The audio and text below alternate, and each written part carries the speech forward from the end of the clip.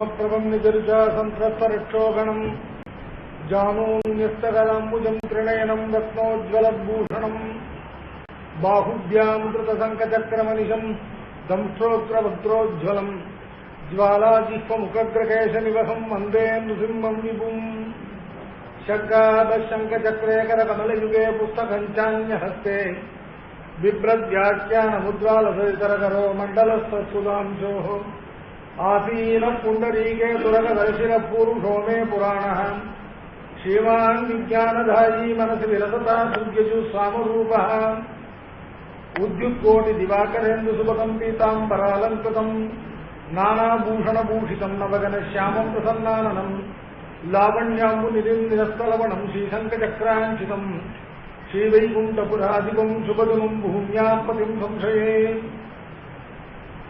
संसाराद्वगतागतश्रमहरः सर्वावगाह्य स्वयम् श्रीसंश्लेषणमुल्लसद्गणरसशीतस्तटातो महान् नेदिष्टेन महापतेन सुगमो येषाम् प्रसादादभूत् तीर्थम् तत्र शुभम् प्रकाशयतु नस्तेभ्यो गुरुभ्यो नमः यो नित्यमच्युतपदाम्बुजयुग्मरुक्मव्यामोहदस्तैदराणि शरणाय मेने अस्मद्गुरोर्भगवतोऽस्य दयैकसिन्धोः रामानुजस्य चरणौ शरणम् प्रपद्ये श्रीमान् वेङ्कटनाथार्य कवितार्किककेसरी वेदान्ताचार्यवर्यो मे सन्निधत्तान् सदा हृदि प्रपद्ये निरवध्यानाम् निषद्याम् गुणसम्पदाम् शरणम् भगवदीतानाम् षडकोपमुनीश्वरम् श्रीरङ्गनाथषडकोदयतीन्द्रदृष्टम् लक्ष्मे नृसिंह षडजित्करुणैकपात्रम् श्रीरङ्गवीररघुराट्चटकोपशुद्ध्यम् वेदान्तदेशिकयतीन्द्रमहम् प्रपद्ये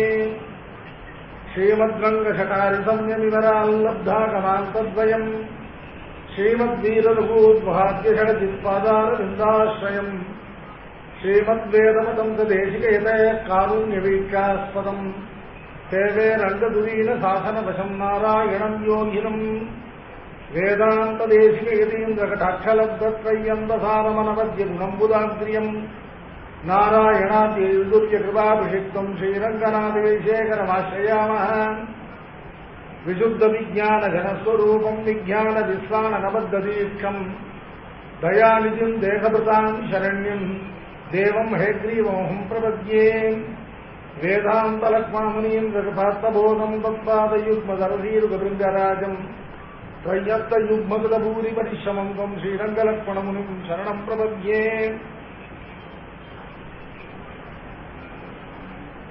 पिता च रक्षकशेषी भर्ताज्ञेयो रमापतिः स्वाम्याधार ममात्मा च போக்தாச்சேயம் உதாசிதா அப்படிங்கிறது இந்த நவவித சம்பந்தத்துக்கு சங்கர ஸ்லோகம். பிதாச்ச ரட்சக சேஷி பர்த்தாஜ்ஞேயோ ரமாபதி ஸ்வாமியாதாரோ மமாத்மா ச போக்தாச்சேயம் உதாசிதா. இதுல நவவித சம்பந்தங்களும் அடங்கியிருக்கு. சம்பந்தம் அப்படின்னாக்க இரண்டு வஸ்துக்களுக்குள்ளதான ஒன்றுக்கொன்று உள்ளதான தொடர்பு. நவவித சம்பந்தம்னா முதல்ல சம்பந்தம் நீங்க சொல்றது எதை அப்படின்னு கேட்டாக்க அத்தியாத்ம சாஸ்திரத்தை சொல்லப்படுகிற சம்பந்தம். அத்தியாத்ம சாஸ்திரத்துல மொத்தம் ரெண்டு தான். ஒன்னும் ஜீவாத்மா பரமாத்மாங்கிற ரெண்டு வஸ்து தான். ஆக இரண்டுக்கு இடையே உள்ளதான சம்பந்தம்னா ஜீவனுக்கும் பரமாத்மாவுக்கும் இடையே உள்ளதான சம்பந்தம். இந்த சம்பந்தமானது மொத்தம் 9 விதமான சம்பந்தங்களாக சாஸ்திரத்தை நிர்ணயிக்கப்பட்டது. இந்த சம்பந்தம் சொல்றதையும் இந்த நவவிதமான சம்பந்தம் சொல்றதையும் இவைகள் எல்லாம் எதை கொண்டு நிரூபிக்கிறது? சாஸ்திரத்தை நிரூபிக்கப்படாதது எதையும் எடுத்துக்க முடியாது. சாஸ்திரத்தை சொல்லப்பட்டது எல்லாம் நிரூபிக்கப்பட்டதா, அந்தந்த பிரமாணத்தை கொண்டு நிரூபிக்கப்பட்டதுதான் சாஸ்திரத்தை எடுத்துக்கணும். இப்போ ஜீவனுக்கும் பரமாத்மாவுக்கும் சம்பந்தம் உள்ளதுன்னு சொல்றதும் அந்த சம்பந்தமானது 9 விதமான சம்பந்தம் நவவித சம்பந்தம் சொல்றதும் இவைகளுக்கெல்லாம் பிரமாணம் என்ன, இவைகளுக்கெல்லாம் நிரூபணம் எங்க இருக்கு, இவைகளுக்கெல்லாம் நிரூபகம் என்ன அப்படின்னு கேட்டா, வேதாந்த சாஸ்திரத்துல வஸ்து ஸ்வரூபங்களையும் அவைகளுக்குள்ள சம்பந்தத்தையும் எல்லாம் திருமந்திரத்தை இட்டுதான், அஷ்டாட்சர மந்திரத்தை இட்டுதான் நிரூபிக்கணும். சுவாமி தேசிகன் இந்த ஜகத்துக்கு சேதனா சேதனங்களுக்கும் பரமாத்மாவுக்கும் உள்ள சரீர ஆத்மபாவ சம்பந்தம் சொல்லக்கூடிய பிரதான பிரதிதந்திரத்தை எதை கொண்டு நிரூபிக்கணும் சாதிக்கிறார் அப்படின்னு கேட்டாக்க, ஆகேயத்துவ பிரபுதி நியமைகி ஆதிகர்த்து சரீரம் சத்தாஸ்தேன பிரயதனபதே ஸ்வேததாயத்தமேதது விஸ்வம் பஷ்யன்னு வியாபக ஆதர்ஷ திருஷ்டே கம்பீரானாம் அகிருதகிராம் காகதே சித்தவருத்தின்னு சாதிச்சார். வியாபக ஆதர்ஷ திருஷ்டே, வியாபகமாகிற பெரிய கண்ணாடியில கண்டு, வியாபக ஆதர்ஷம்ங்கிறதானது மூலமந்திரம். ஒரு சிறிய கண்ணாடியானது பெரியதான உருவையெல்லாம் தன்னுள்ளே அடக்கி காட்டுமா போல இந்த உபய விபூதியும் இந்த உபய விபூதிகளுக்கு நாயகனான சர்வேஸ்வரனையும் ஒருங்கே தனக்குள்ள அடக்கி காட்டக்கூடியதான சாமர்த்தியம் உள்ளது. சர்வம் அஷ்டாட்சராந்தம் சொல்ல முடியா. விபூதியோடு விபூதிமானோட வாசியற, சேஷமான பதார்த்தங்களோடு சேஷியோட வாசியற, எல்லா பதார்த்தங்களையும் தனக்குள்ள அடக்கி தன்னிடத்தை பிரதிபாதித்து காட்டக்கூடியது மூலமந்திரம். அதனால எல்லாவற்றுக்கும் தத்துவங்கள் எல்லாவற்றுக்கும் அந்த தத்துவங்களுக்குள்ள உள்ளதான சம்பந்தத்துக்கும் இவைகளுக்கெல்லாம் மூலமந்திரம் தான், அஷ்டாட்சர மந்திரம் தான் பிரமாணம். அஷ்டாட்சர மந்திரத்தை கொண்டுதான் சர்வத்தையும் நிரூபிக்கும். இப்போ இந்த நவவிதமான சம்பந்தங்களையும், நவவிதமான சம்பந்தங்கள் என்னன்னு கேட்டா, இந்த பரமாத்மாவுக்கு இந்த ஜீவனுக்கும் முதல்ல பிதா புத்திர ரூபமான சம்பந்தம், அடுத்தது ரட்சக ரக்ஷ்ய பாவ ரூபமான சம்பந்தம், அடுத்தது சேஷ சேஷி பாவ ரூபமான சம்பந்தம், நாலாவது பர்திரு பாவ்யா ரூபமான சம்பந்தம், அடுத்தபடியா ஞாத்ரு ஞேய ரூபமான சம்பந்தம், தாச சுவாமி ரூபமான சம்பந்தம், அல்லது ஸ்வம் சுவாமி சொத்து அதை உடையவரான சுவாமி என்கிறதான சம்பந்தம், ஆதார ஆதேய பாவ ரூபமான சம்பந்தம், ஷரீர ஆத்மபாவ ரூபமான சம்பந்தம், போக்திரு போக்ய ரூபமான சம்பந்தம். இவைகள்லாம் நவவித சம்பந்தம். பிதாச்ச ரட்சக சேஷி பர்த்தா ஜ்ஞேயோ ரமாபதி சுவாமியாதாரோ மமாத்மாச்ச போக்தாச்சேயம் உதாசதா அப்படின்னு இதான் 9 சம்பந்தங்கள். இதுல முதல் சம்பந்தம் பிதா பகவான். இதுல ஒவ்வொரு சம்பந்தமும் எப்படி நிரூபிக்கப்படுறது அப்படின்னு கேட்டாக்க, திருமந்திரத்தில் உள்ளதான ஒரு அக்ஷரத்தினுடைய பிரகிருதி சுவாரஸ்யத்தினாலேயும் பிரத்யய சுவாரஸ்யத்தினாலேயும் தாத்பர்த்த சுவாரஸ்யத்தினாலேயும் லுப்த விபக்தி கர்ம விபக்தி ரூபமான அர்த்த சுவாரஸ்யங்கள்னாலேயும் இதெல்லாம் தான் நிரூபகம். இதனால ஒரு பிரதிசம்பந்தியை நிரூபித்தால் அதிலிருந்து இன்னொரு பிரதிசம்பந்திக்கு என்ன சம்பந்தம் என்பதானது திரும்பவும் அந்த பிரதிசம்பந்தி துவாரா நிரூபிக்கப்படும். இது நிரூபண பிரகாரம். ரொம்ப சுலபம் தான். முதல்ல ஒரு சம்பந்தத்தை நிரூபிக்கணும்னா அதுக்கு ஒரு சம்பந்தியை நிரூபிச்சுக்கணும். அந்த ஒரு சம்பந்தியிலிருந்து அந்த சம்பந்தத்தை விட்டு இன்னொரு பிரதிசம்பந்திய, அதாவது அந்த சம்பந்திக்கு பிரதிசம்பந்தி, அதுக்கு அந்த பார்ட் கவுண்டர் பார்ட்டா இருக்கிறத நிர்ணயிச்சுக்கணும். அப்புறம் அது ரெண்டுக்கும் உள்ளதான சம்பந்தத்தை பொருந்தணும். இப்ப முதல்ல பகவானை பிதா அப்படின்னு சொல்றது. இந்த சங்கிரக ஸ்லோகத்துல முதல் சம்பந்தத்தை பகவான் பிதா என்று சொல்லப்படுது. பிதா என்பதற்கு பிரதிசம்பந்தி என்ன? புத்திரன் என்பது பிரதிசம்பந்தி. பிதா என்கிற சம்பந்தியினாலே சம்பந்தத்தை விட்டு நிரூபிக்கப்படுகிறது ஞானம் கேட்டா புத்திரன் இல்லையா? இவரிடத்தில் இருக்கிற பித்ருத்வத்தினால நிரூபிதமான புத்திரத்துவம் அவனிடத்தில் இருக்கு. இதுதான் பிரதிசம்பந்தியினால சம்பந்த நிரூபக பிரகாரம்.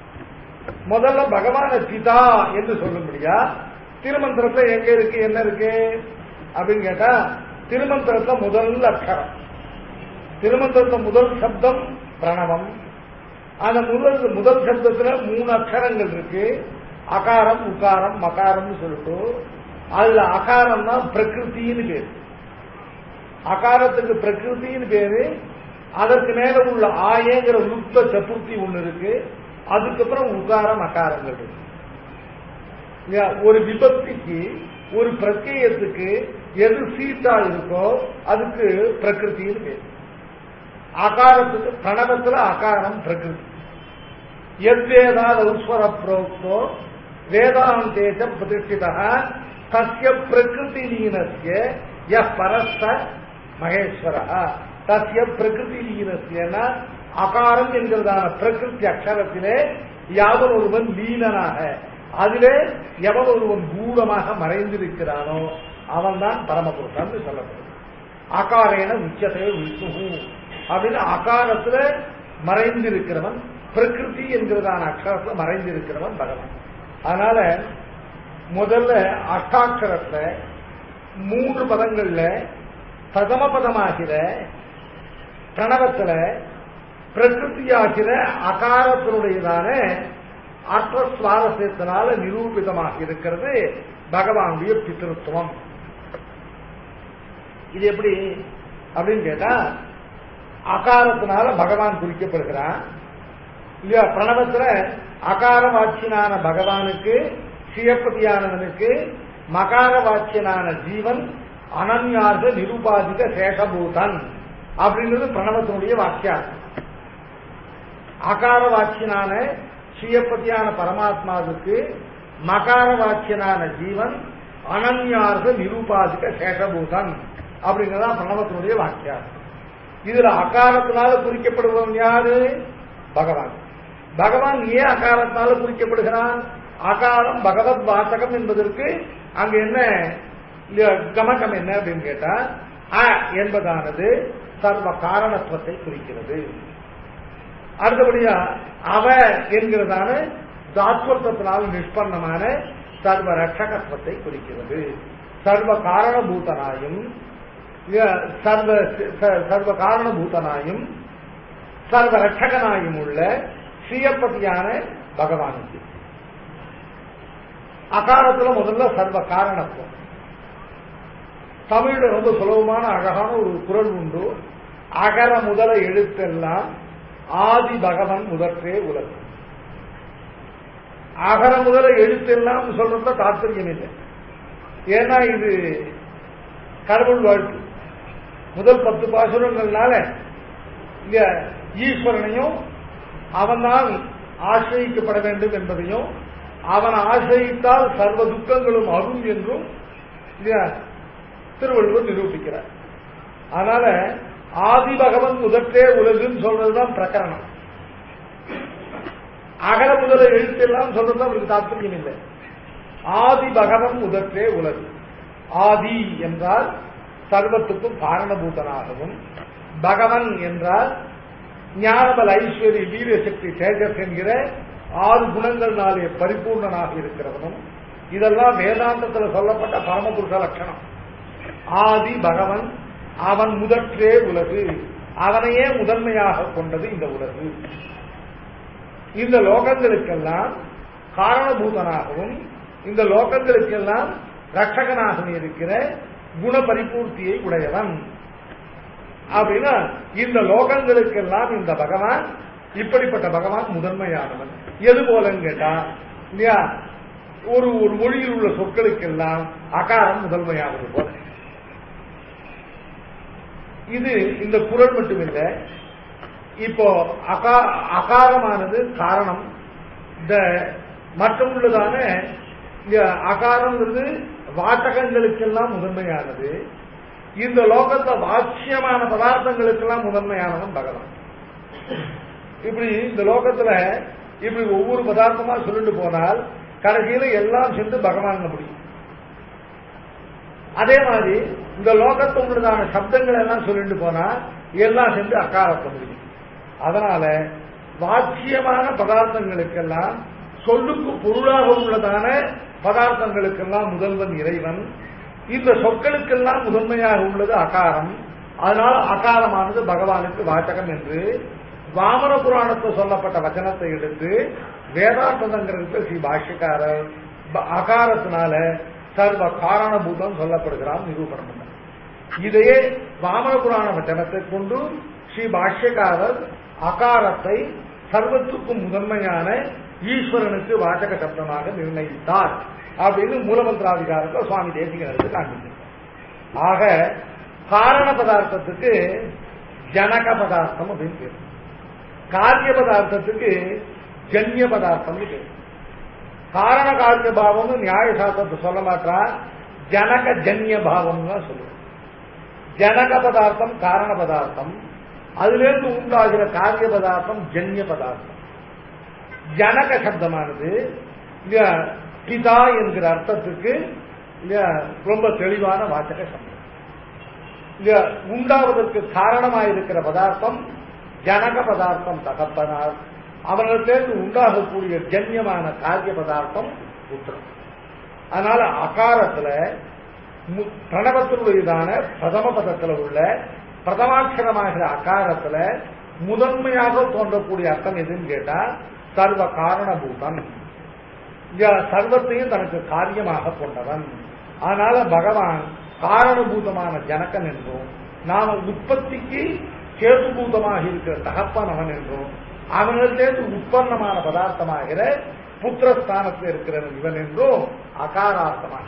ஆக அகாரம் என்கிறதான பிரணவத்தினுடையதான முதல் அக்ஷரமாகிற பிரகிருதியாகிற அகாரத்தினுடையதான அக்ஷர சுவாரஸ்யத்தினாலே பகவான் ஜனகனாகிற பிதா என்றும் காரணபூதன் என்றும், அவனிடத்திலிருந்து உண்டாகக்கூடிய ஜன்யமான காரிய பதார்த்தமான புத்திரன் இவன் என்றும் நிரூபிக்கும். அதனால அகாரத்தினால பிதா புத்திர பாவம் தெளிவாக நிரூபிக்கப்படும். பிதாங்கிறவன் உற்பத்திக்கு காரணபூதம், புத்திரன் என்பவன் அவனிடத்திலிருந்து உற்பத்தமாகக்கூடிய காரிய பதார்த்தம். காரண பதார்த்தத்தை என்று சொன்னால் இல்லையா, அகார வாக்கியனான பகவான் காரண பதார்த்தம் என்றானால் அப்போ அந்த காரணபூதனான பகவானிடத்திலிருந்துதான் காரிய பதார்த்தமான இவன் உண்டாகிற காரணத்தாலே பகவானுக்கு இவனுக்கும் பிதா புத்திர சம்பந்தமானது நிரூபிதமானது.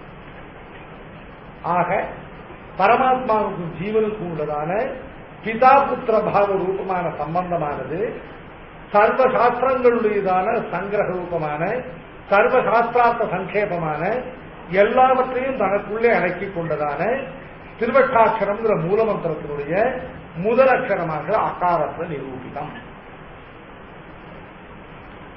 அகாரங்கிறது ஒரு அக்ஷரமாக எடுத்திருந்தால் அது காரணத்தை குறிக்கிறது. அகாரங்கிறது ஒரு சப்தமாக எடுத்திருந்தா அது ரட்சகன் என்ற பொருளை உடையது. என்பது ஒரு சப்தம், ஒரு அக்ஷரமே ஒரு சப்தமா இருக்கு. லோகத்தை நிறைய பார்த்துருக்கோம். வா போ அப்படிங்கறதெல்லாம் ஒரு அக்ஷரம், அதுவே ஒரு சப்தம், அதுவே ஒரு வாக்கியம். அது மாதிரி என்பது முதல்ல காரணத்துவத்துக்கு என்பது ஒரு தனி அக்ஷரமா எடுத்துட்டோம். அதுக்கப்புறம் அந்த அகாரத்தையே என்பதையே ஒரு சப்தமா, அதையே ஒரு சொல்ல ஒரு வேர்டா எடுத்துக்கிறோம்.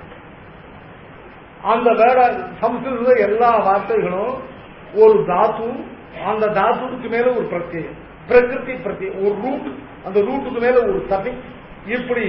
இப்படிப்பட்ட விற்பத்தினால்தான் சம்ஸ்கிருத சப்தங்கள் உண்டாகும். இப்படிப்பட்ட விற்பத்தி இல்லாத இடுகுறி பெயர்கள் சொல்லக்கூடியதான ரூடிங்கிறதானது ஏதோ பிரயோக பிரசித்தியினால உண்டாகிற சில சப்தங்கள் தான். மற்றபடி எல்லா சப்தங்களுக்கும் அவயவ சக்தியினாலதான் நிரூபணம்.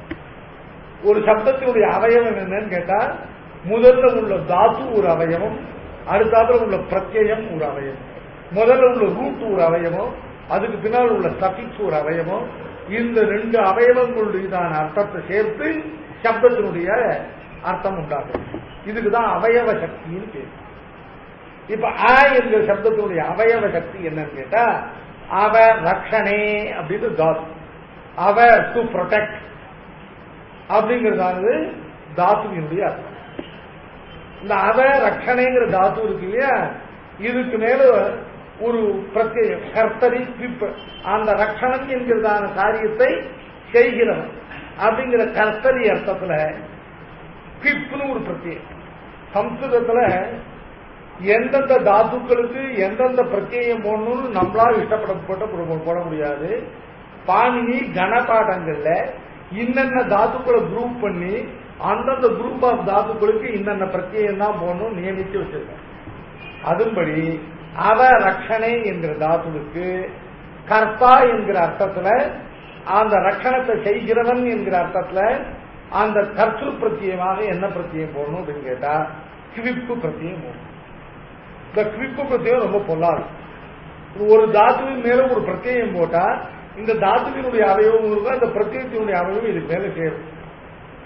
இந்த கர்த்தரி திருச்சி பிரத்யேகம் போட்டா கிரு என்கிற தாத்துவின் மேல திருச்சி பிரத்யேகம் போட்டா கர்த்திரு அப்படின்னு மேல ஒரு அந்த பிரத்யேகத்தினுடைய அவயவமும் கிடைக்கும். இந்த கிவிப்பிரத்தியம் என்ன பண்ணும் கேட்டா, இந்த கிவிப்பிரத்தியத்தை போட்ட பிறகு சர்வாபகார லோபம்னு ஒன்று வரும். அது என்ன பண்ணும், இதுல தான் தன்னுடைய அவயவத்தை கொடுக்கிறது மட்டும் இல்லாமல் இந்த பிரகிருதி இருக்க தாத்து அதனுடைய அவயவத்துக்கே லோபத்தை உண்டாக்கி அதை அடிச்சுட்டு போடும். சில பேர் 2 பேர் ஒருத்தர் பார்ட்னரா சேர்த்து பிசினஸ் பண்ணா இவற்றை ஏற்கனவே உள்ள ஒரு கேபிட்டல் இதுக்கு மேல ஒரு கேபிட்டலை கொண்டு போட்டு பிசினஸ். சில பேர் முதல்ல சேர்த்துனா அவன் ஒன்றும் கேபிட்டல் போடாததோடு கொண்டு இல்லாம இதுல இருக்கிற கேபிட்டல் சொல்லிட்டு போயிடறான் இல்லையா, அந்த மாதிரி ஒரு பிரத்யேகம் கிவிப் பிரத்யேகம். அந்த கிவிப் பிரத்யேகத்தை அவ ரக்ஷனே அவ டு ப்ரொடெக்ட் அப்படிங்கிற தாத்துவின் மேல கர்த்தரி பிரத்யேகமா கிவிப் பிரத்யேகத்தை கொண்டு போட்டா அது என்ன பண்றது, அந்த அவயவத்துக்கு வக்காரம் இருக்கு அதையும் அடிச்சுட்டு போயிடும். அப்படிங்கிறது மட்டும் பாக்கியம் இருக்குது. அப்ப என்பது விசர்க்கம் கிடையாது. அப்படின்னாக்க ரட்சகன் இது ஒரு சப்தம்.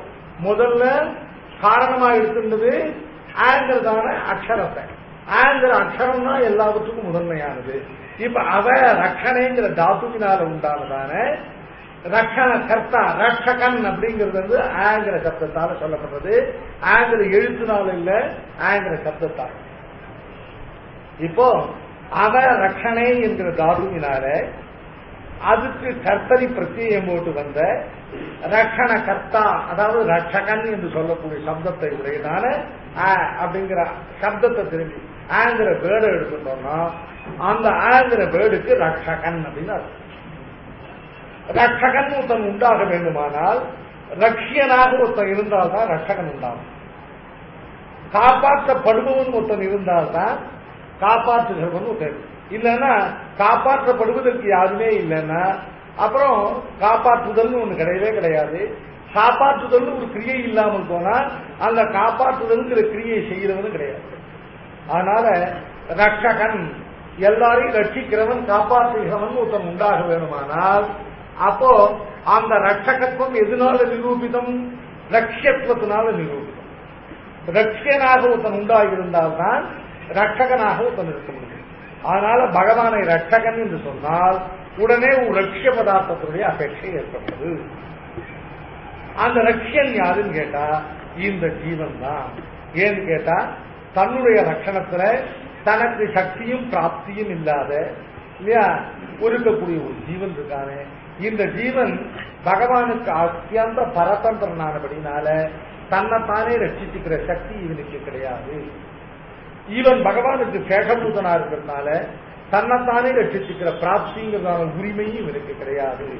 தன்னைத்தானே ரட்சிச்சுக்கிறதுக்கு உரிமையற்றவன் இந்த ஜீவன். ஏன்னா பகவானுக்கு சேஷபூதனா இருப்பதால். தன்னைத்தானே ரட்சிச்சுக்கிறதுக்கு சக்தியற்றவன் இந்த ஜீவன். ஏன்னா பகவானுக்கு பரதந்திரனாய் இருப்பதால். இப்படி பகவானுக்கு சேஷபூதனாகவும் பகவானுக்கு பரதந்திரனாகவும் இருப்பதையே தனக்கு இயல்பான சுபாவமாக கொண்டிருக்கிறபடினால இவன் ரட்சியன். இவனுக்கு ஒரு ரட்சகனுடைய அபேட்சை இருக்கு. பகவான் சுவாபாவிகமான ரட்சகனாக இருக்கிறபடினால சேஷியாகவும் சுதந்திரனாக இருக்கிறபடினால எல்லாவற்றையும் தனதாக கொண்ட சுவாமியாக இருக்கிறபடினால தன்னுடைய பதார்த்தங்களாக சர்வத்தையும் கொண்டு சர்வத்தை ரட்சிக்கிறவனான சுவாபாவிகமான ரட்சகத்துவம் பகவானிடத்தில் இருக்கு. ஸ்வதசித்தமான ரட்சியத்துவம் இவனிடத்தில் இருக்கு. ஆகவே இவனிடத்திற்கு ரட்சியத்துவமானது ஒரு ரட்சகனை அபேட்சிக்கிறது, அவனிடத்திற்கு ரட்சகத்துவமானது ஒரு ரட்சியனை அபேட்சிக்கிறது. அதனால இந்த ஜீவனுடைய ரட்சியத்துவமும் இந்த பரமாத்மாவுடைய ரட்சகத்துவமும் ஒன்றோடு ஒன்று பொருந்தி போய் இவர்களுக்கு ரட்சக ரட்சிய பாவம் உண்டாகிறது. பகவான ரட்சகன் நிரூபிச்சுட்டாக்க ஜீவனுக்கு ரட்சியத்துவமானது இவனுடைய சேஷத்துவ பாரதந்திரியாதிகள்னால இவனுக்கு ரட்சியத்துவம் உண்டு. இப்ப பகவான் ரட்சகங்கிறத நிரூபிக்கிறதுக்கு திருமந்திரத்துல அ என்கிறதான சப்தம் அவ ரட்சணைங்கிறதால உண்டான சப்தம் இருக்கு. அவ ரட்சணை என்கிற தாத்துவினால உண்டான அ என்கிற சப்தத்தால பரமாத்மாவை ஈஸ்வரனை அவன் ரட்சகன் நிரூபிச்சுட்டார். அதுக்கப்புறம் அந்த ரட்சகத்துவத்துக்கு அபேட்சை உள்ளதான ரட்சியத்துவம் இந்த ஜீவனுக்கு இருக்கிறபடினால ஜீவனுக்கும் பரமாத்மாவுக்கும் ரட்சக ரட்சிய பாவமானது பொருள். பிதாச்ச ரட்சகா, மூணாவது சேஷி. மூன்றாவதா பரமாத்மாவை சேஷி என்று திருமந்திரம் நிரூபிச்சு கொடுத்தோம்னாக்க, சேஷி என்பவன் என்னவா இருக்கணும்? ஒரு சேஷபூதன் இருந்தால்தான் சேஷி.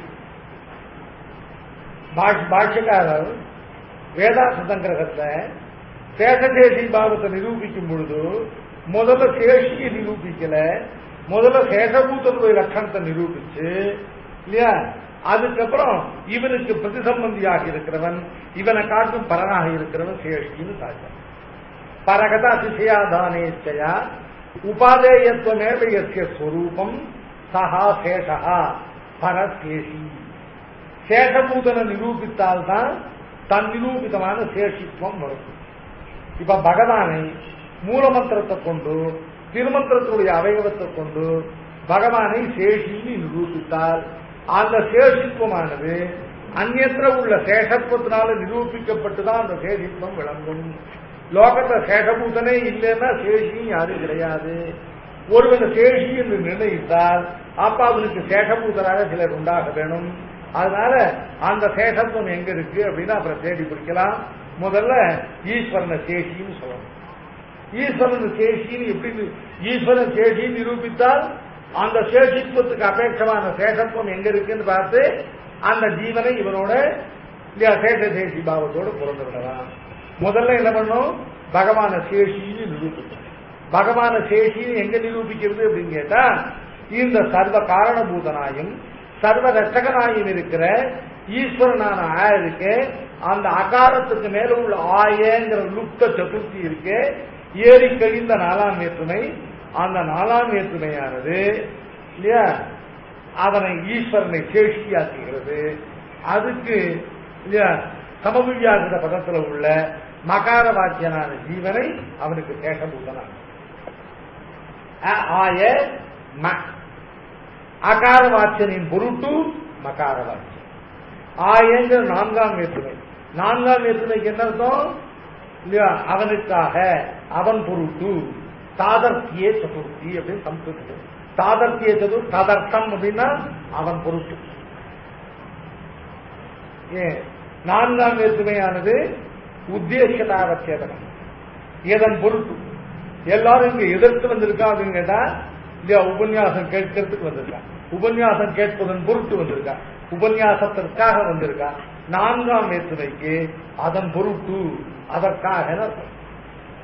இப்போ இந்த மகார வாக்கியனான ஜீவன் அகார வாக்கியனானவன் பொருட்டு ஆய ஆயங்க நான்காம் வேற்றுமைக்கு என்ன அர்த்தம்? அந்த ஆயங்க நான்காம் வேற்றுமை எதற்கு மேல இருக்கு? அப்படிங்கிறதான ஆங்கிற அக்ஷரத்தால குறிப்பிடப்பட்ட சர்வ காரணத்துவம், என்கிற சப்தத்தால குறிக்கப்பட்ட சர்வ ரட்சகத்துவம், இவைகள் ரெண்டு நாளையும் விசிஷ்டனான பரமாத்மா, அந்த பரமாத்மாவுக்கு மேல இருக்கிற ஆய. அதனால பரமாத்மாவின் பொருட்டு இந்த ஜீவன் சொன்னதால எவன் பொருட்டு எல்லாம் சொல்லப்படுறதோ அவன் தான் சேஷி. கிருஷ்ண ஏவகி லோகானா உற்பத்தி அபிஜாப்திய கிருஷ்ணஸ்யஹி கிருதே லோகம் இதம் விஸ்வம் சராச்சரம். இது ஸ்ரீ விஷ்ணு புராண ஸ்லோகம்.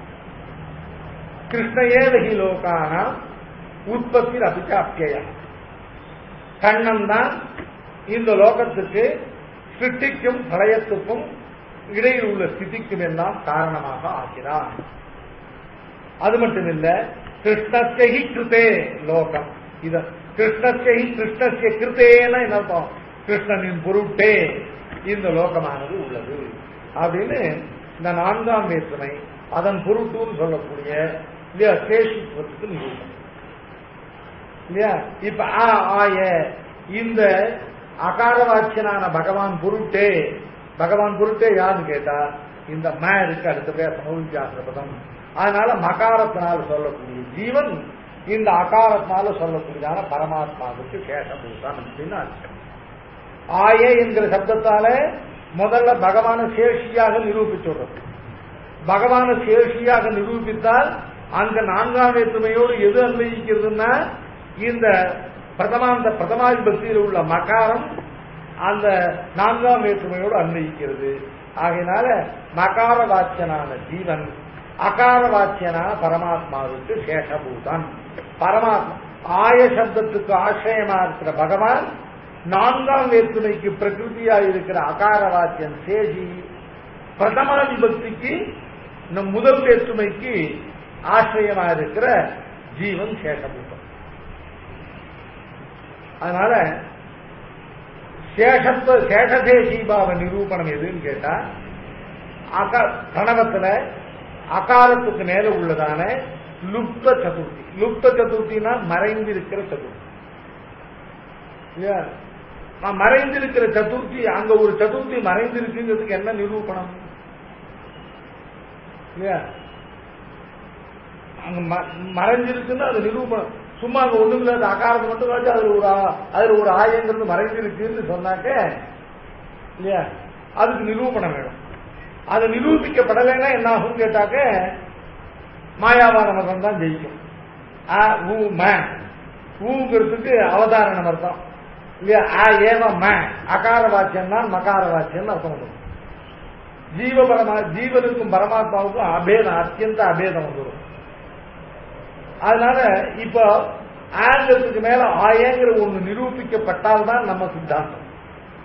ஆங்கிறதுக்கு மேல ஆயங்கிற ஒண்ணு நிரூபிக்கப்படலைன்னா, நான்காம் வேற்று நிரூபிக்கப்படலைன்னாக்க இல்லையா மாயாவாதம் தான் ஜெயிக்கும்.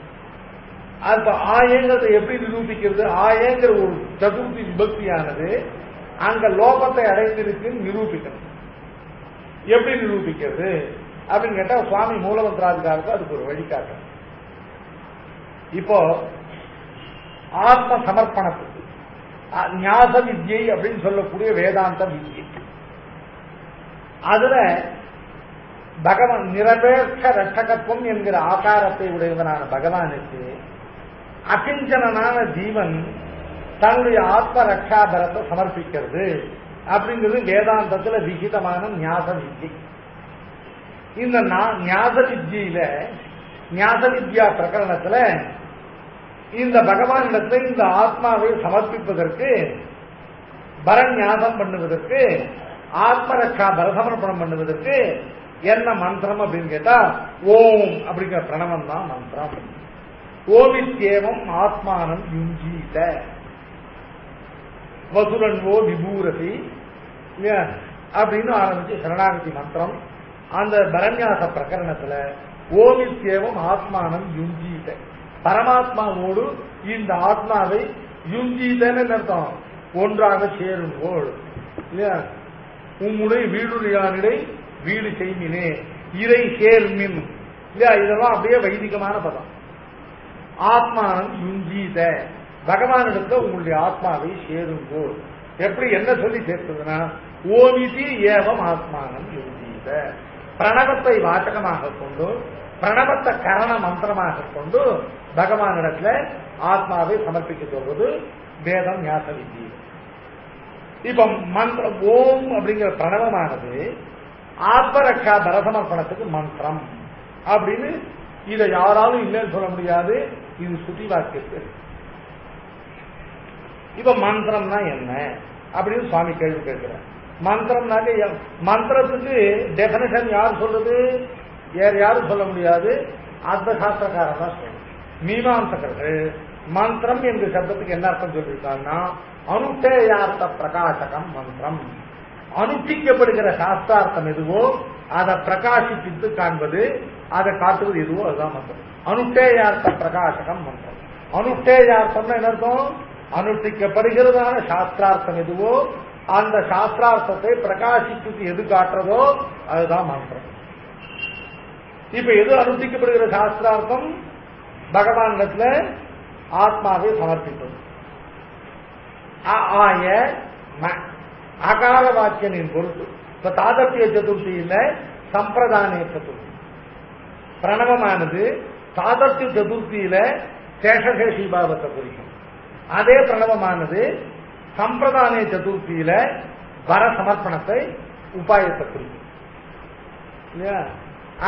என்கிற அகார வாக்கியனுக்கு மகார வாக்கியனான ஜீவன் நிருபாதிகமாக சமர்ப்பிக்கப்படுகிறான் அப்படின்னு அர்த்தமாகும் இல்லையா? இதுக்கு பிரணவத்துக்கு அது அர்த்தமாக இருந்தால்தான் அனுஷ்டேயார்த்த பிரகாசமாக இருந்து அது பரசமர்ப்பணத்துக்கு கரண மந்திரமாக சுத்தியில சொல்லப்பட்டதா ஆகும். பிரணவமானது பரசமர்ப்பணத்துக்கு ஆத்மாவை பகவானுக்கு லட்சியமா சமர்ப்பிப்பதற்கு கரண மந்திரம் சொல்லப்பட்டிருக்கு. மந்திரம் என்பது அனுஷ்டேயார்த்த பிரகாசனம். அப்போ இதுல அனுஷ்டிக்கப்படுகிற பரநியாசத்தினுடைய அர்த்தம் இந்த மந்திரத்துல பிரகாசிக்கணும். அது பிரகாசிக்கணும்னா என்ன அர்த்தம்? ஆய இன்னொரு வஸ்துவினுடைய பிரதிநிதிக்கே மகார வாக்கியனானவன் அகார வாக்கியனுக்கு சமர்ப்பிக்கப்படுகிறான் அப்படின்னு அர்த்தம் வருது. அதனால ஆயங்கிற பதம் அங்க இருந்தால்தான் சமர்ப்பணம் வரும். ராமனுக்கு பழங்களை சமர்ப்பிக்கிறேன், கிருஷ்ணனுக்கு வஸ்திரத்தை சமர்ப்பிக்கிறேன்னா சமர்ப்பணத்துக்கு உத்தேசியமான பதார்த்தத்தின் மேல நாலாம் வேற்றுமை இருந்தே ஆகணும். சமர்ப்பிக்கப்படுகிற பதார்த்தத்தின் மேல பிரதமா விபக்தியோ தித்யா விபக்தியோ இருந்தே ஆகணும். அதனால சமர்ப்பணத்துக்கு உத்தேசியம் யாரு? இந்த பிரணவத்தினால பரசமர்ப்பணம் பண்ணும் பொழுது அந்த சமர்ப்பணத்துக்கு உத்தேசிய பூதன் அகார வாக்கியம் அவன் மேல் ஆயங்கிறது இருந்தே ஆகணும். அவன் மேல ஆயங்கிற நான்காம் வேற்றுமை இல்லைன்னா இது பரசமர்ப்பணத்தை பிரகாசிக்காது. பரசமர்ப்பணத்தை பிரகாசிக்கலைன்னா இது அனுஷ்டேயார்த்த பிரகாசகம் ஆகாது. அனுஷ்டேயார்த்த பிரகாசம் ஆகலைன்னா இது மந்திரமாக ஆகாது. இது மந்திரமாக ஆகலைன்னா ஓபித்தேவம் ஆத்மானம் ஸ்ருதி சொன்னது செல்லாது இல்லையா? ஸ்ருதியை செல்லாதுன்னு சொல்லக்கூடியதான வால்லபியம் யாருக்கும் கிடையாது. அதனால ஸ்ருதியினால சொல்லப்பட்டதான மந்திரம் பிரணவம். மந்திரம் பிரணவமாகின் அதுக்கு அனுஷ்டேயார்த்த பிரகாசகத்துவம் உண்டாகணும். அனுஷ்டேயார்த்த பிரகாசகத்துவம்னா அனுஷ்டிக்கப்படுகிறதான பரசமர்ப்பணம் இருக்கு. இந்த பிரணவத்தை கொண்டு அனுஷ்டிக்கப்படுற பரசமர்ப்பணம் அதுக்கு பிரணவமானது பிரகாசகமாக ஆக வேணும். அப்படி ஆகணும்னா அகார வாக்கியனானவனுக்கு மகார வாக்கியம் நிருபாதிகமாக சமர்ப்பிக்கப்படுகிறான்ங்கிறதான அர்த்தம் வந்தாகணும். அதனால ஆயங்கிற சதுர்த்தி பக்தி லுப்தமாக அங்க இருக்கிறத யாராலும் தள்ள முடியும். ஏன் அந்த ஆயங்கிற லுப்த சதுர்த்தி எங்க போச்சு? அது ஏன் லோகத்தை அடைந்ததுன்னு கேட்டா சமாசத்தினால விபக்தி லோகம் இல்லையா? ராஜ்யா புருஷா அப்படிங்கிறத ராஜபுருஷான சமாசம் விபக்திக்கு லோகம் வந்தா தான் சமாசம். பிரணவம் சமஸ்த பதம் இல்லையா? பதமெல்லாம் பிரிச்சு அர்த்தம் சொல்றோம். சமஸ்த பதம் இல்லையா? விக்கிரக வாக்கியம் பண்ணி பிரிச்சு அர்த்தம் சொல்றோம் இல்லையா? சமஸ்த பதம்னா சமாசம். சமாசம்னாலே விபக்தி லோகம்னா இல்லையா? ஆயங்கிற நான்காம் வேற்றுமைக்கு லோபம் வந்தது சமாசத்தினால. சமாசத்தினால் லோபம் வந்திருக்குங்கிறத நிரூபிக்கணும். அங்க ஆயங்கிறது இருக்கு இல்லையா? விபக்தி லோபம் சமாசார்த்தம். அந்த விபக்தி லோபம் இல்லையா பிரிச்சா ஆயங்கிறது வருங்கிறதுக்கு நிரூபணம் சுவாமி சாதிச்சது இல்லையா? இந்த ஓவித்யேவம் ஆத்மானம் நிஞ்சித்தேங்கிற இடத்துல பார்த்துக்க வேண்டும்.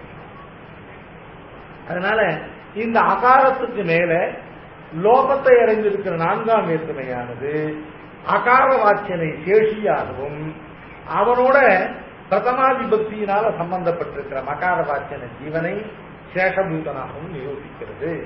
அதனால பகவானுக்கும் இந்த ஜீவனுக்கும் உள்ளதான நமக்கும் உள்ளதான சேஷசேஷி பாவமானது அகாரத்துக்கு மேல உள்ள ஆயங்க சதுர்த்தி விபக்தியினால், அதனால லுப்த விபக்தி சுவாரஸ்யத்தினாலேயும் அதுக்கு பிரதிசம்பந்தியான ஜீவனுடைய அன்வயத்தினாலேயும் சேஷசேஷி பாவம் நிரூபிக்கிறது. பிதாட்ட ரட்டக சேஷி.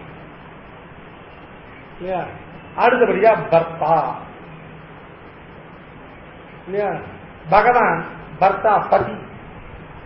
இந்த ஜீவன் அவனுக்கு பத்னி ஸ்தானத்தில் உள்ளது. பாரியா பர்த்தா பர்த்தான என்ன அர்த்தம்? எல்லாருக்கும் நல்லா தெரிஞ்ச பதம் பதி, கணவன் அப்படின்னு. இந்த ஜீவன் கணவன் அப்படின்னு சொன்னாக்க இல்லையா, கணவன் ஒருத்தர் நிரூபித்தாக்க அந்த கணவன்கிறவன் யாருக்கு கணவன்? மனைவி. லோகத்துக்கே கணவனா யாரும் கிடையாது, ஒரு மனைவிக்கு கணவன். அதனால ஒரு பத்னி என்பவர் பத்னிக்கு நிரூபிதமான பர்த்திருவம் தான் இல்லையா பர்த்தான இடத்துல இருக்கும். அதனால பகவானை பர்த்தா அப்படின்னு நிரூபிக்கணும். பகவான பர்த்தா நிரூபித்தால் அவனுக்கு அனன்யார்கமாக, அவனுக்கே சேஷபூதனாக, அவனுக்கே அற்று தீர்ந்தவனாக இருக்கிற ஜீவன் இல்லையா அவனுக்கு பாரியா, அவனுக்கு பத்னியாகும். ஆக இந்த பதி பத்னி ரூபமான பர்திரு பாரியா ரூபமான சம்பந்தமானது எதனால சித்திக்கிறது? இதுக்கு பிரணவ மூல மந்திரத்தை என்ன இருக்குன்னு கேட்டா உகாரத்தினால நிரூபிதமான விஷயம். உகாரம்ங்கிறது எதை குறிக்கிறது? ஊங்கிற அவதாரணமானது அந்நியோக விவச்சேதத்தினாலே இந்த ஜீவன் பகவானுக்கு நிருபாதிக சேஷபூதன் மட்டுமல்ல, இவன் பகவானை தவிர இன்னொருவனுக்கு சேஷபூதன் அல்லாத இவனுக்கே அனன்யார்க சேஷபூதன். கண்ணபுரம் ஒன்றுடையானுக்குரியன் மற்றொருவருக்குரியனோன்னு சொல்லும்படியா வேற யாருக்கும் சேஷபூதன் இல்லாமல் பகவானுக்கு மட்டுமே நிருபாதிக சேஷபூதன் அப்படின்னு சொல்லக்கூடிய அனன்யார்கத்துவம் இருக்கே, அவனை தவிர இன்னொருவனுக்கு அருகன் இல்லாமல் அவனுக்கே அற்று தீர்ந்ததான தன்மை உகாரத்தால சொல்லப்படும். இந்த ரெண்டு சம்பந்திகளுக்குள்ள இந்த அற்று தீர்ந்ததான இன்னொருவனுக்கு ஆக முடியாதான சம்பந்தமானது இந்த பத்னி என்கிறதான இந்த சம்பந்தம். மற்ற சம்பந்தங்கள் எல்லாம் ஒருவனுக்கு பலரோடு இருக்கலாம். ஒருத்தருக்கு அப்பாவா இருக்கிறவன் இன்னொருத்தருக்கு அப்பாவா இருக்கலாம். அவனுக்கு 4-5 பிள்ளைகள் இருந்தா இவனுக்கு அப்பாவா இருக்கிறவன் அவனுக்கு அப்பாவா இருக்கு இல்லையா. இவனுக்கு அம்மாவா இருக்கிறவள் இன்னும் சில பிள்ளைகளுக்கும் அம்மாவா இருக்க. இவனுக்கு பிராத்தாவா இருக்கா, இன்னும் சிலருக்கும் பிராத்தாவா இருக்கான். இவனுக்கு சகாவா இருக்கிறவள் இன்னும் சிலருக்கு சகாவா இருக்கான். இவனுக்கு பத்னியா இருக்கிறவள் இன்னொருத்தருக்கு பத்னியா இருக்க முடியும் இல்லையா. சம்பந்தங்களுக்குள்ள அனன்யார்கத்துவம் எதுக்கு வரும்னா இந்த பதிக்கும் பத்னிக்கும் உள்ள பாவம் தான் அனன்யார்கத்துவம். இது மாதிரி பல பத்னிகளும் உடையவன் அந்த பதி. ஆனா இந்த பத்னியான ஆனத்தவர் பதி இல்லாத. அதனால இந்த மூலமந்திரத்தில் உள்ள உகாரம் இருக்க அகாரவாச்சியனான பகவானுக்கு மகாரவாச்சியனான ஜீவன் அனன்யார்கள் நிருபாதிக சேஷபூதம். அந்த அனன்யார்கத்துவம் என்னன்னு கேட்டா அவனுக்கு அற்று தீர்ந்தவனான, அவனை தவிர இன்னொருவருக்கு உரிமையற்றவனான, அவன் ஒருவனுக்கே உரிமைப்பட்டவன் அப்படிங்கிறதானது. இதுதான் இந்த பத்திக்கும் பத்னிக்கும் உள்ள சம்பந்தத்துல இந்த அனன்யார்கத்துவம் அப்படிங்கிறதான அதுதான் பிரகாசிக்கக்கூடிய அம்சம். லோகத்துல மற்ற உறவுகள் எல்லாம் ஒருத்தனுக்கு எத்தனை பேரோடவனால இருக்கலாம். அந்த ஒருத்தருக்கு பத்னிங்கிற உறவானது அவனோட மட்டும்தான் இருக்க முடியும், மற்றவர்களோடு இருக்க முடியாது. அதனால இந்த உக்காரத்தினால நிரூபிக்கப்படுகிற அனன்யார்கத்துவம் இருக்கு, அதுதான் பதி பத்னி ரூபமான சம்பந்தம். அந்த இந்த ஜீவனை தனக்கு அனன்யார்க நிருபாதிகமான சேஷபூதமாக கொண்ட அவன் பகவான் தான் பர்த்தா. அவனை தவிர இன்னொருவனுக்கு உரிமை இல்லாத, அவனுக்கே அற்று தீர்ந்தவராக இருக்கக்கூடிய அந்த பத்னி ஸ்தானத்தில் இருக்கிறவன் தான் ஜீவன். இது இந்த உத்தாரத்தான நிரூபிதமான அர்த்தம். பீதாச்ச ரட்டக சேஷி, அடுத்தபடியா பர்த்தா, அடுத்தபடியா ஜ்ஞேயா. ஜ்ஞேயான்னு என்ன அர்த்தம்? அறியப்படுபவன் அப்படின்னு. பகவான் அறியப்படுபவன். ஜ்ஞேயம் அப்படின்னாக்க அறியப்படுகிறதான ஒரு வஸ்து இருந்தால், அறிகிறவன் ஒருத்தன் இருந்தால்தான் அறியப்படுவதான். அறியப்படுகிற வஸ்துவானது அறிகிறவனை அபேட்சித்தது. அறிகிறவன் ஒருத்தன் இல்லைன்னா அறியப்படுகிற வஸ்து கிடையாது. அந்த வஸ்து இருக்கும், அறியப்படாத வஸ்துவா இருக்கு. ஒரு வஸ்து ஒருவனால் அறியப்படும் முன்பெல்லாம் அறியப்படாத வஸ்துவா இருந்தது. அதை அறிந்தவனான ஒருவன் உண்டான பிறகுதான், அறிகிறவன் உண்டான பிறகுதான் அது நியாய வஸ்துவா இருந்தது.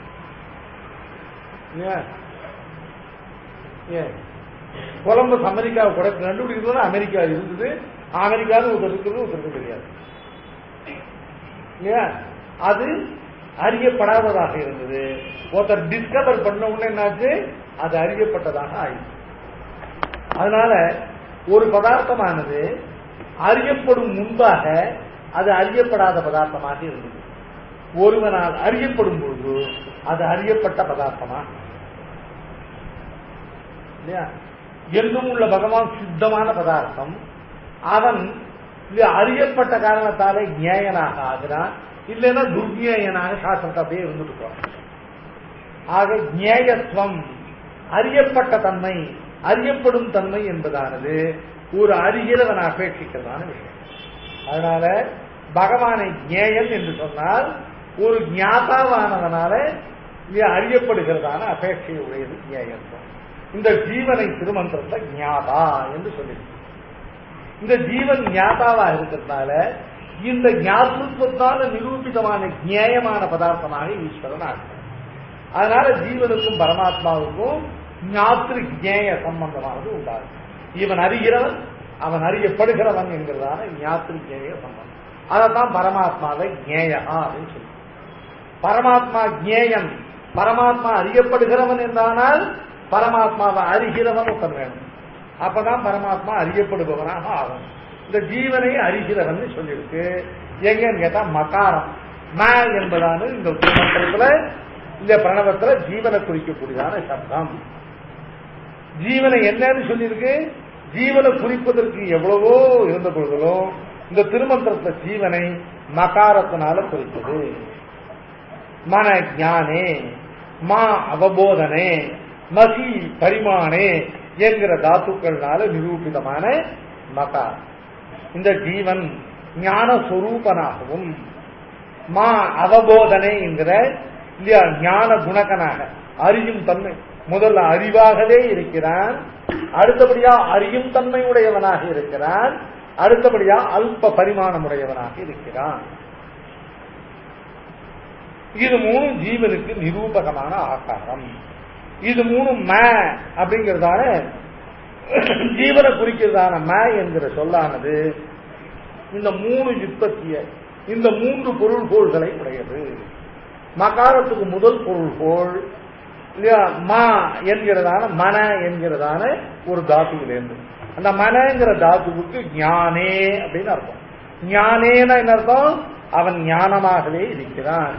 ஞானமாகவே இருக்கிற பதார்த்தத்தில மா என்கிறதான உற்பத்தி. ஆக ஜீவன் என்னவா இருக்கான்? அவனே ஞானமாக இருக்கான். ஞான ஸ்வரூபம் தான் என்ன அர்த்தம்? அந்த வஸ்துவே ஞானம். அந்த வஸ்துவே ஞானமாக இருந்தால் போராது, சேதனனாக முடியாது. அவனுக்கு ஒரு ஞானம் வேணும். ஞானத்துக்கு ஆசிரியமா இருக்கிறது தான் சேதனம். வெறும் ஞானம் வெறும் அச்சேதன பதார்த்தம் தான். அதனால்தான் தர்மபூத ஞானம், சுத்த சத்துவம் இவைகள்லாம் ஞானமாகவே இருந்தாலும் அவைகள்லாம் அச்சேதனமா தான் கிளாசிஃபை பண்ணப்பட்டது. ஏன்னு கேட்டா அவைகளுக்கு ஒரு ஞானம் இல்லை. சுத்த சத்துவத்துக்கு ஒரு ஞானம் இல்லை, தர்மபூத ஞானத்துக்கு ஒரு ஞானம் இல்லை. போத நாளைக்கு தர்மபூத ஞானத்துக்கு ஒரு புத்தகமே ரிலீஸ் பண்ண போறேன்.